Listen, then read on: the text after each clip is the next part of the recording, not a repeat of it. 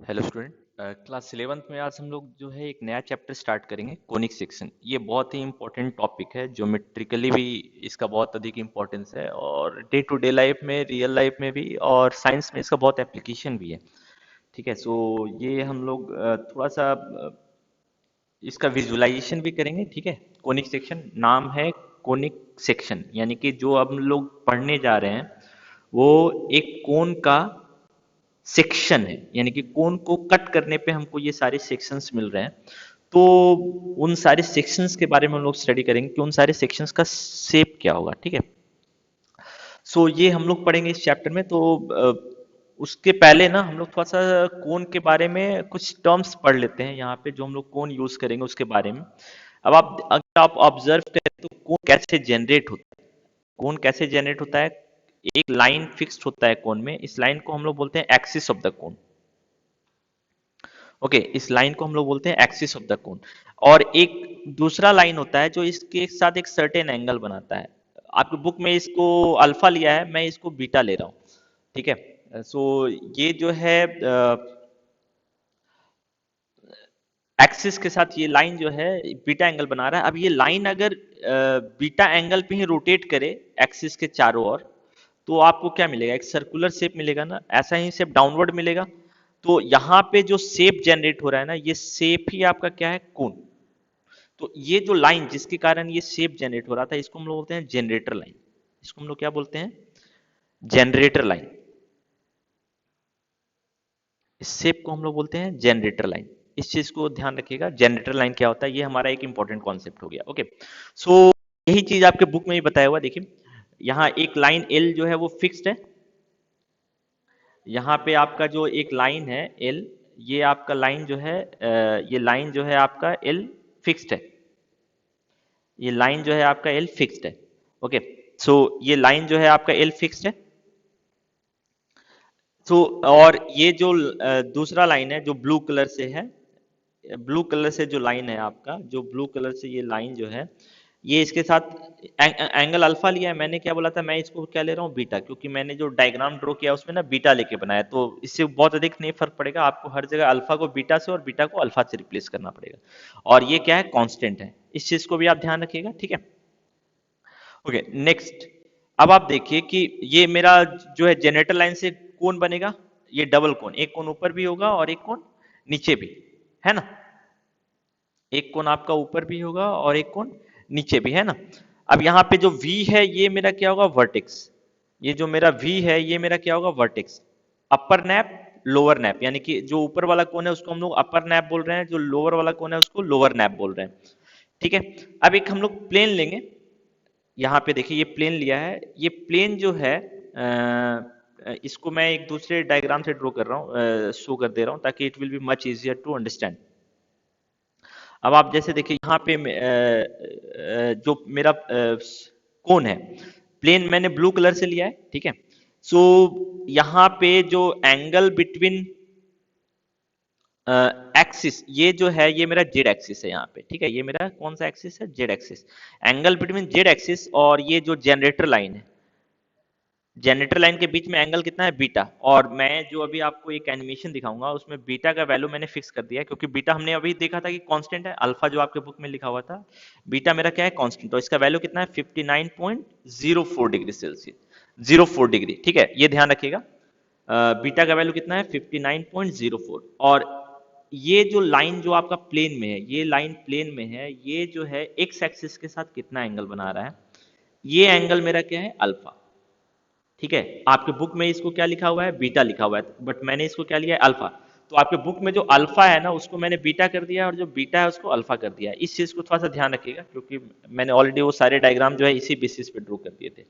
ठीक है, तो ये मेरा अल्फा रहेगा, आपके बुक में ये अल्फा की जगह पे बीटा है। और ये वाला जो एंगल है ये आपके बुक में क्या है, आपके बुक में क्या लिखा हुआ है, जो अल्फा है और बीटा है। मैंने जो लिया है इसमें अल्फा को बीटा कर दिया है और बीटा को अल्फा कर दिया। इस चीज को आप थोड़ा सा ध्यान रखिएगा। ठीक है, तो अल्फा क्या है, जो प्लेन है वो जेड एक्सिस के साथ कितना एंगल बना रहा है, वो एंगल मेरा क्या होगा, अल्फा।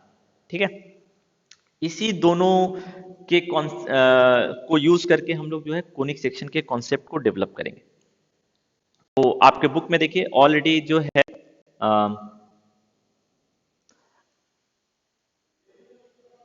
अगर आप अपना बुक को थोड़ा सा देखेंगे तो आपके बुक में देखिए अल्फा और बीटा ऑलरेडी मेंशन किया हुआ है। ठीक है, what is alpha and what is beta, it is already mention now the. यहाँ पे देखिए जो आपका यूज किया है, थोड़ा सा मैं थोड़ा सा प्रॉब्लम है, देर इज सम प्रॉब्लम, ठीक है, बट कोई प्रॉब्लम नहीं है, चलिए okay. The point V is called vertex, है ना, and the line L is the axis of the cone, ये हम लोग देखा है। The rotating line M is called generator of the cone, and the vertex V जो है आपका, है ना, वर्टेक्स वी जो है वो सेपरेट करता है दोनों कोन को। Now if we take the intersection of a plane with cone, the section so obtained is called a conic section.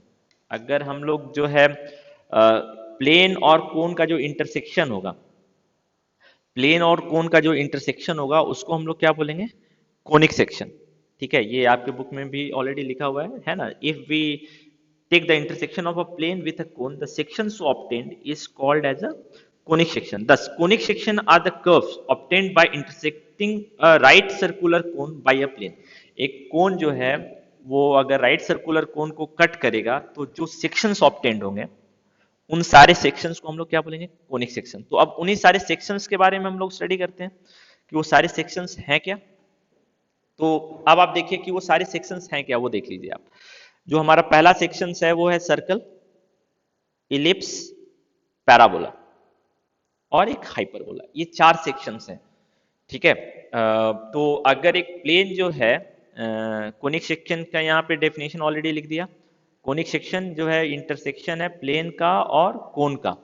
और कौन कौन सा कोनिक सेक्शन आपको मिलेगा, सर्कल, इलिप्स, पैराबोला और हाइपरबोला। ये किस पे डिपेंड करेगा, देखिए अल्फा और बीटा पे डिपेंड कर रहा है।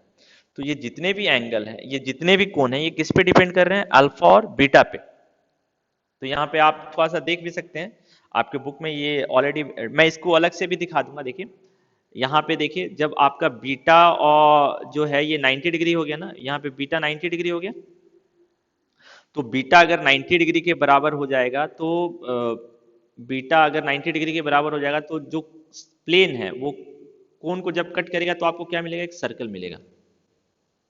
यही चीज यहाँ पे बताया हुआ भी है। ठीक है, आप देखिए यहाँ पे जब बीटा 90 डिग्री है तो आपको क्या मिलेगा, एक सर्कल मिलेगा।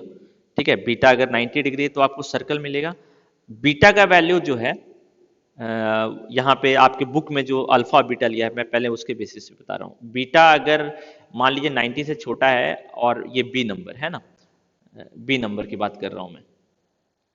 तो अगर आपका बीटा जो है वो बी नंबर, ठीक है, अगर आपका बीटा जो है वो 90 से छोटा है और अल्फा से बड़ा है, तो आप देखिए सेकंड वाला डायग्राम 11.5, इसमें देखिए बीटा जो है वो बड़ा है अल्फा से। ये आप कैसे बोलेंगे कि बीटा जो है वो अल्फा से बड़ा है। अब देखिए अगर अल्फा और बीटा बराबर होता तो आप थोड़ा सा ऑब्जर्व कीजिए कि अल्फा और बीटा अगर बराबर होगा तो ये वाला लाइन ना, अम, अगर मैं इसको अलग से एक डायग्राम में दिखा दे रहा हूँ। अब आप देखिए कि ये आपका प्लेन वाला लाइन था, ये आपका जनरेटर लाइन था, ये आपका एक्सिस था, ये अल्फा है आपके बुक में। अब प्लेन अगर देखिए प्लेन ऐसे होगा ना तो जो सेक्शन जनरेट होगा, यहाँ पे बीटा का वैल्यू कितना है, 90 डिग्री।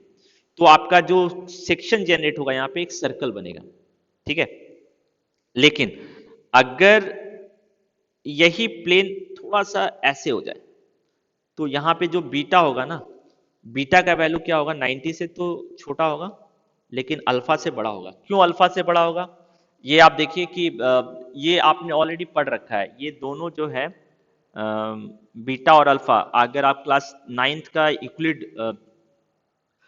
यूक्लिड पॉस्टुलेट अगर आप रिकॉल करें तो यूक्लिड पॉस्टुलेट अगर आप रिकॉल करेंगे तो आपको इजीली पता चल जाएगा कि कब ये दोनों लाइन इस साइड इंटरसेक्ट करेगा। तो इधर जब इंटरसेक्ट करेगा तो इधर जो अल्फा और इस एंगल का जो सम होगा वो 180 डिग्री से छोटा होगा, और जिधर एक इंटरसेक्ट नहीं करेगा उधर इन दोनों का सम जो होगा वो 180 डिग्री से बड़ा होगा। ये आपने ऑलरेडी पढ़ रखा है। ठीक है, तो उसके बेसिस पे हम बोल सकते हैं ये आपने Euclid postulate Euclid fifth postulate था, उसको अगर आप रिकॉल कीजिए क्लास 9th में, कि दो लाइन अगर है, ये दो लाइन किधर इंटरसेक्ट करेंगे और किधर इंटरसेक्ट नहीं करेंगे, इसी कॉन्सेप्ट के बेसिस पे हम बोल सकते हैं कि बीटा जो होगा वो अल्फा से बड़ा होगा। क्यों? लाइन इधर इंटरसेक्ट कर रहा है ना। तो बीटा जो होगा वो अल्फा से बड़ा होगा। इस केस में जो आपका सेक्शन जनरेट होगा, या में ऑलरेडी लिखा हुआ है, ठीक है, इस केस में जो सेक्शन जनरेट होगा बी नंबर, वो क्या बनेगा? इलिप्स। और जब अल्फा और बीटा बराबर होगा तो लाइन मेरे पैरेलल हो जाएंगे। इस केस में तब मेरा लाइन क्या हो जाएगा? इस केस में तब मेरा ये दोनों लाइन क्या हो जाएगा? पैरेलल हो जाएगा। पहले मैं थोड़ा सा आपको ज्योमेट्री बता दे रहा हूं, इसके बाद आप खुद से इसका एक एनिमेशन पार्ट मैं आपको दिखा दूंगा, then it will be easier for you to understand. ठीक है, लेकिन अगर अल्फा और बीटा बराबर हो गया तो क्या हो जाएगा? ये लाइन दोनों पैरेलल हो जाएगा, तभी अल्फा और बीटा बराबर होगा। तो इस केस में जो सेक्शन जनरेट होगा वो क्या जनरेट होगा? पैराबोला। इसको हम लोग देख भी लेंगे, ठीक है। और अगर अल्फा जो है वो बड़ा हो जाए और बीटा जो है वो छोटा हो जाए, ठीक है, तो इस केस में जो, और इसलिए ये 90 डिग्री से छोटा ही होगा, है ना, तो इस केस में जो सेक्शन जनरेट होगा वो क्या कहलाएगा? हाइपरबोला। ये पहले आप थोड़ा सा ध्यान रखिए, इसको हम लोग थोड़ा सा प्रैक्टिकली भी देखेंगे कि क्यों हो रहा है। तो अब आप देखिए कि जब ये आपका एक्सिस है, ये जनरेटर लाइन है, ये आपका प्लेन है, तो जब बीटा का वैल्यू 90 डिग्री, तो क्या बनेगा? सर्कल बनेगा, ठीक है। जब बीटा का वैल्यू जो होगा वो थोड़ा सा प्लेन ऐसे हो जाएगा, ऐसे हो जाएगा, तो बीटा का वैल्यू जो है, ये बीटा है, ठीक है। पहले वाला लाइन बीटा नहीं है, मैं चलिए इसको दूसरा ड्रॉ कर दे रहा हूं,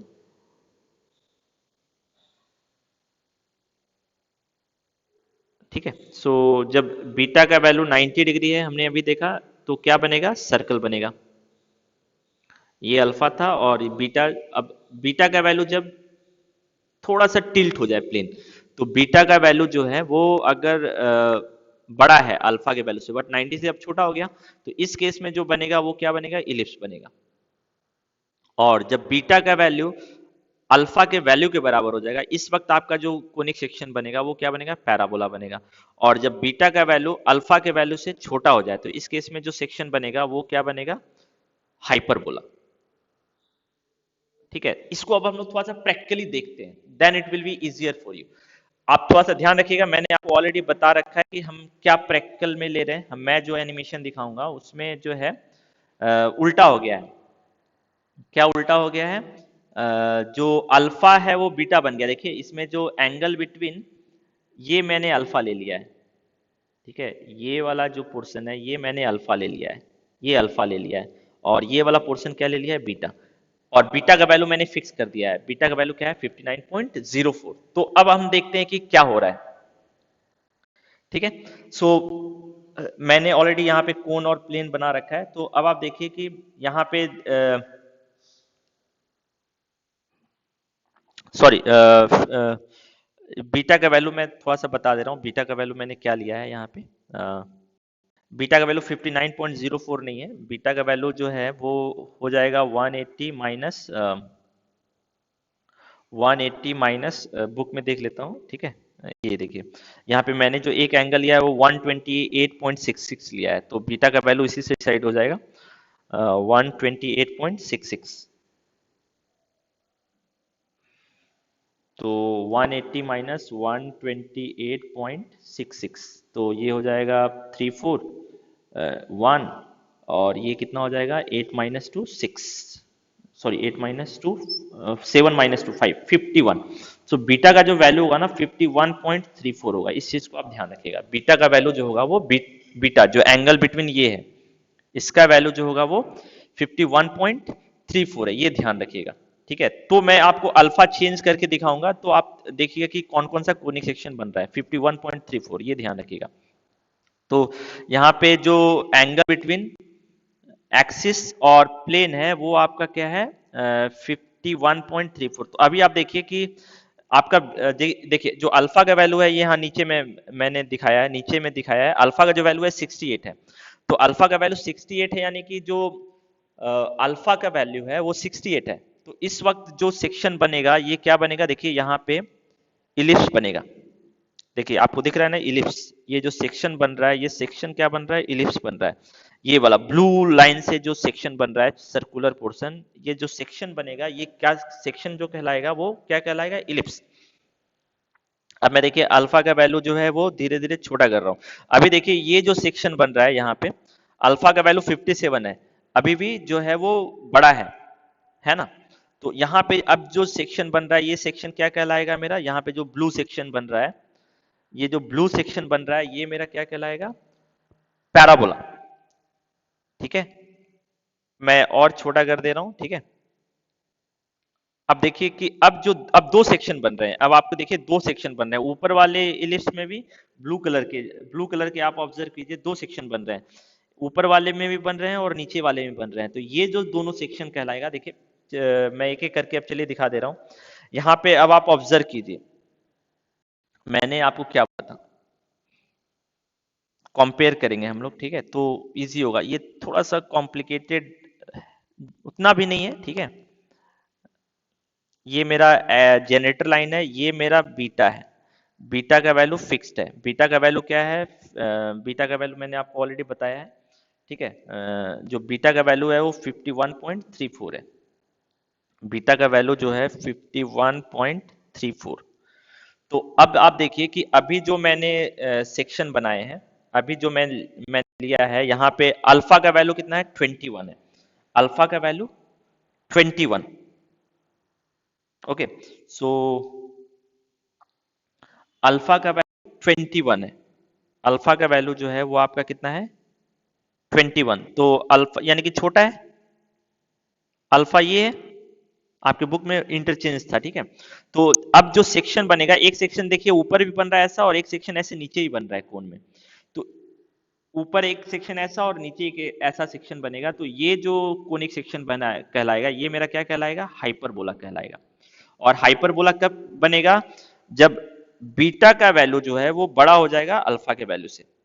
ये मैंने आपको ऑलरेडी दिखाया भी है, ठीक है। तो यही चीज हम अभी देख रहे हैं ना इसमें, इसमें देखिए बीटा का वैल्यू जो है वो अल्फा के वैल्यू से बड़ा है ना। तो अभी जो देखिए दो सेक्शन बन रहा है कोन पे, एक सेक्शन जो है नीचे की ओर बन रहा है और एक सेक्शन जो है वो ऊपर की ओर बन रहा है, ठीक है। एक सेक्शन ऊपर की ओर भी बन रहा है, एक सेक्शन नीचे की ओर भी बन रहा है। तो जो सेक्शन अभी बनेगा इस सेक्शन को हम लोग क्या बोलेंगे, hyperbola. I hope you understood कि कैसे प्लेन जो है एक कोन को कट कर रहा है।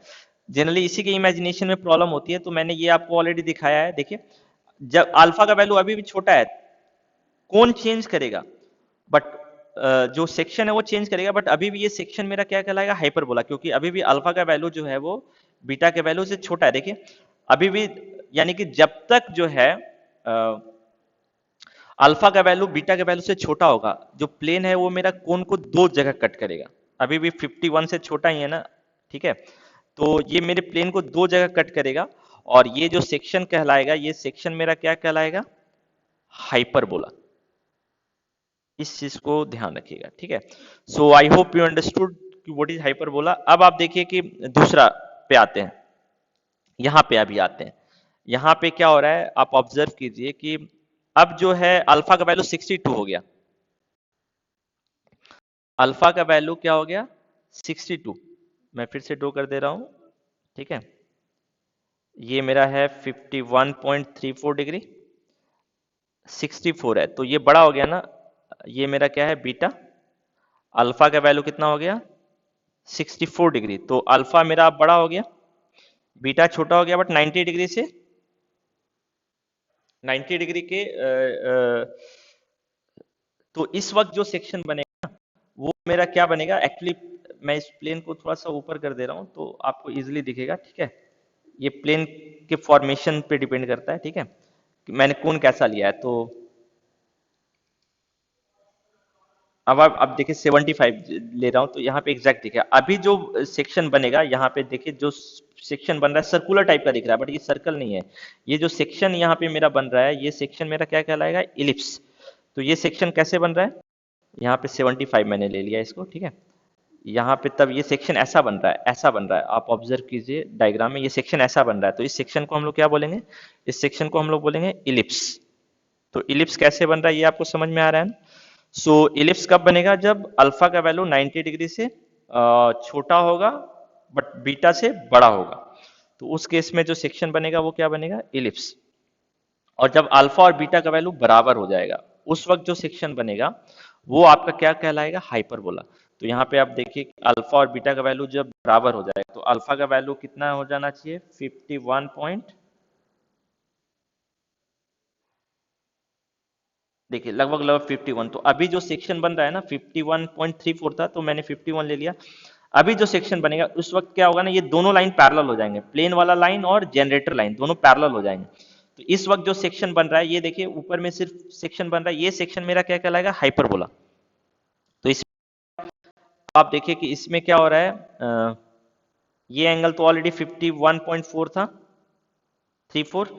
मैंने इसका एंगल भी अप्रोक्स 51 ले लिया है बट ये 51.34 एग्जैक्ट होना चाहिए, 51 ही लिया था।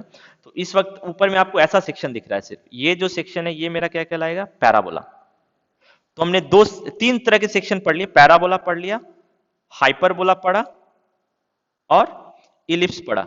मैं एक बार फिर से इन तीनों को पहले रिकॉल कर दे रहा हूं कि ये कैसे बन रहे हैं।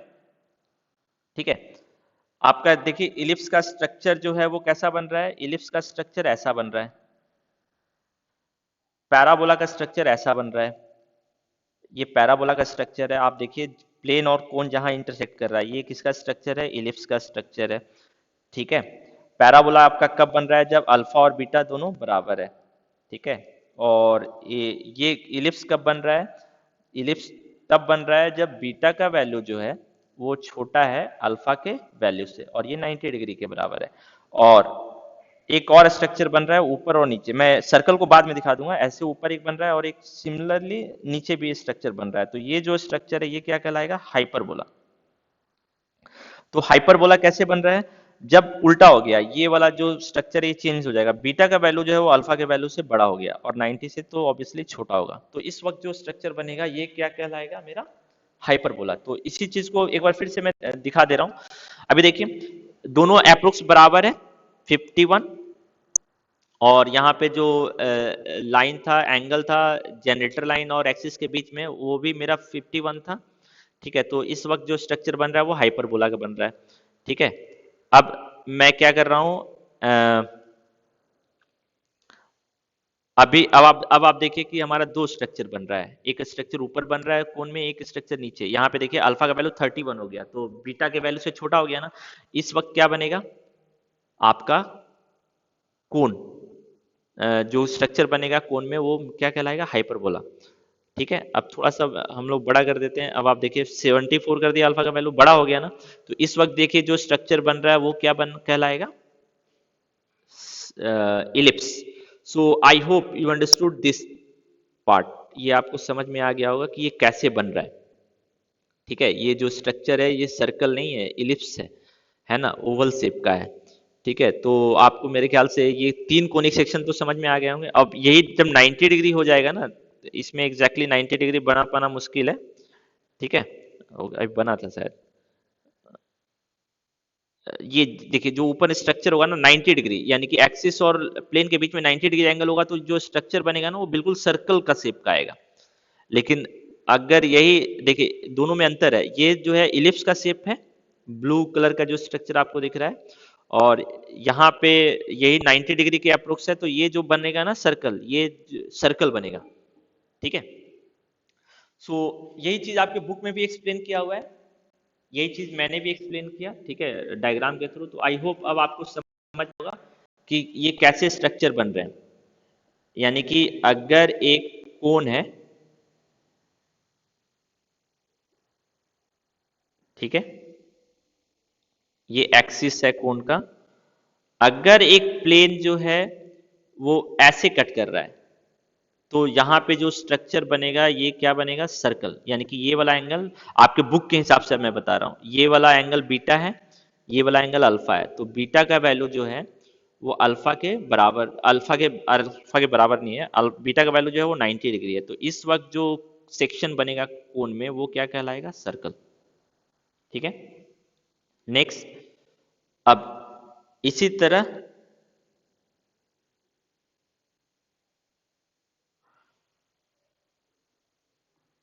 अब यहाँ पे क्या हो रहा है कि ऐसा स्ट्रक्चर है, ये वाला बीटा है, ये वाला अल्फा है, तो आप देख सकते हैं बीटा का वैल्यू जो होगा वो अल्फा के वैल्यू से बड़ा है, बट 90 से छोटा है।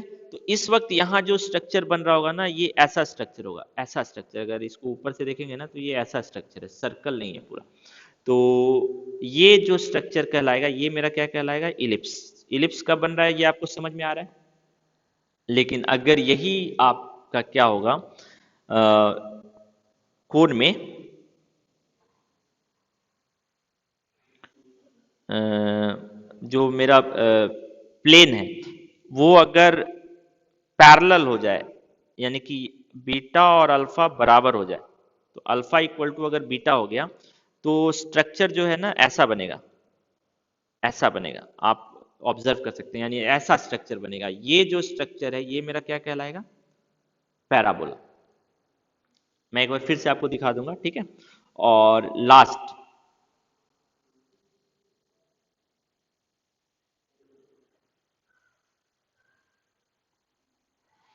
अगर छोटा हो जाए, ये वाला एंगल देखिए, अल्फा, ये बीटा है आपके बुक के हिसाब से और ये अल्फा है, तो अब बीटा जो है अल्फा से छोटा हो गया, तो वो एक, यानी कि प्लेन जो है दो जगह कट करेगा, यहां भी कट करेगा और यहां भी कट करेगा। तो यहाँ पे जो, यानी कि ऊपर भी एक ऐसा स्ट्रक्चर, ये स्ट्रक्चर, ये कंबाइंड स्ट्रक्चर, ये पैराबोला नहीं है, पैराबोला के जैसा दिख रहा है पर पैराबोला नहीं है, ये जो स्ट्रक्चर है ये कहलाता हाइपरबोला। ये जो स्ट्रक्चर होगा ये मेरा हाइपरबोला कहलाएगा, ठीक है। अब मैं एक बार फिर से ये दिखा दे रहा हूँ, ये मैं फिर से एक बार दिखा दे रहा हूँ, ठीक है। एक बार मैं फिर से आपको दिखा दे रहा हूँ, देखिए यहाँ पे अप्रोक्सीमेटली अल्फा जो है वो 90 डिग्री हो गया, यहाँ पे मैंने जो लिया है रिवर्स लिया है आपके बुक से, बीटा को अल्फा कर दिया है और अल्फा को बीटा कर दिया है, ये ध्यान रखिएगा, ठीक है। तो अभी अल्फा यानी कि प्लेन और एक्सिस के बीच का एंगल 90 डिग्री अप्रोक्स है। तो अभी आप देखिए क्या बन रहा है, सर्कल जो स्ट्रक्चर बनेगा, ये जो मेरा स्ट्रक्चर बनेगा, ठीक है, जो मेरा स्ट्रक्चर बनेगा वो सर्कल शेप का होगा। अब आप देखिए कि अभी मैंने, अब अल्फा का वैल्यू जो है वो अभी भी बीटा से बड़ा है, बट 90 से अब छोटा हो गया, तो यहाँ पे अब जो स्ट्रक्चर बन रहा है वो क्या बन रहा है, इलिप्स, ठीक है, इलिप्स बन रहा है। अब आप देखिए कि अब जो है 50, क्योंकि यहाँ पे मेरा बीटा जो था वो 51.34 था, है ना। अब जो स्ट्रक्चर बन रहा है वो क्या बन रहा है, पैराबोला। अब जो स्ट्रक्चर बन रहा है वो क्या बन रहा है, पैराबोला, ऊपर में ही सिर्फ बन रहा है, लेकिन अब छोटा हो जाए तो दोनों जगह कट कर रहा है, तो यहाँ पे जो स्ट्रक्चर बनेगा वो देखिए क्या बन रहा है, हाइपरबोला, ऊपर भी एक स्ट्रक्चर और नीचे भी एक स्ट्रक्चर, ठीक है। सो आई होप यू अंडरस्टूड कि एक प्लेन अगर एक पैराबोला को कट करेगा तो कैसा कैसा शेप बनेगा, ठीक है। नेक्स्ट, नेक्स्ट हम लोग देखते हैं, ठीक है। सो ये पार्ट आपको समझ में आ गया होगा, आपके बुक में ये सारा एक्सप्लेन किया हुआ है, once again just go through it, थोड़ा सा समझने की कोशिश कीजिए इसको, ठीक है। तो मेरे ख्याल से बहुत टफ भी नहीं है ये। सो यही चीज आपके बुक में भी डायग्राम वाइज एक्सप्लेन किया हुआ है, ये देखिए 4 डायग्राम बनाया हुआ है, 4 डायग्राम के बेसिस पे ये एक्सप्लेन किया हुआ है, ठीक है। इसको आप पहले थोड़ा सा स्टडी कीजिए। नेक्स्ट क्लास में जो है हम लोग एक और कॉन्सेप्ट पढ़ेंगे, डी जनरेटेड कोनिक सेक्शन, ठीक है।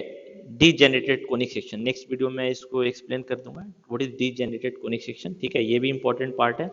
ये अभी जो हमने पढ़ा था ये डी जनरेटेड कोनिक सेक्शन नहीं है, यानी कि circle, ellipse, parabola, hyperbola are not degenerated conic section, but अब जो हम लोग पढ़ेंगे डी जनरेटेड कोनिक सेक्शंस के बारे में पढ़ेंगे, तो ये भी हमारे लिए एक इंपॉर्टेंट पार्ट हो जाएगा, ठीक है। इसको भी हम लोग देखेंगे, ओके। सो नेक्स्ट वीडियो में आपको बताऊंगा, उसके बाद हम लोग एक एक करके सारे कोनिक सेक्शन के बारे में स्टडी करेंगे।